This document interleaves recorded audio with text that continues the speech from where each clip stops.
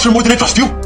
Kaya pag hindi mo siya pinakawalan, mapipilitan ako magsumbong sa pulis. Mukhang may tatalo na sa ang probinsyano ni Cardo Dalisay. Walang iba kundi si Carlos Mahusay ng abot kamay na pangarap. Haha, charot. Pero in fairness, kuhang-kuha ni Direk at ng mga writers ang inis at pagkapikon ng mga nanonood ng teleseryeng ito. Sapagkat asang-asa na ang lahat na ililigtas nga ni Harry ang kanyang titang ina na si Lynette. Pero wale, nga, it's a prank, haha, charot. Pero tulad ng ginagawa ni Zoeng pagkampi sa kanyang demonyitang mami, ay ganun din ang ginawa ni Harry na pagkampi sa kanyang demonyitong daddy. Pero sa pakiusap at pagmamakaawa ni Lynette kay Harry, napakawalan na siya, ay maiisip ng binata na kausapin ang kanyang daddy para pakawalan na si Lynette. At tinakot ng anak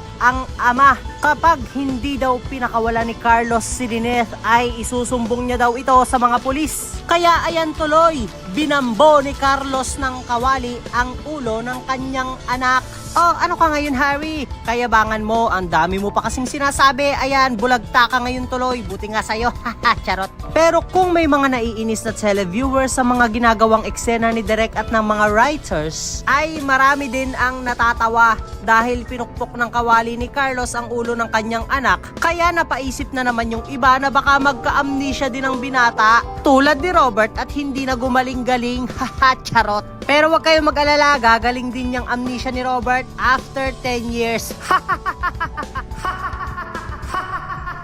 Tawang-tawa. Kaya naman kung isa ka rin sa mga nagnanais na sana ay matauhan itong si Harry sa pagkakapukpok sa kanyang ulo, ay huwag mo namang kalimutang mag-like, share, and subscribe, and please hit the notification bell. Salamat sa panonood.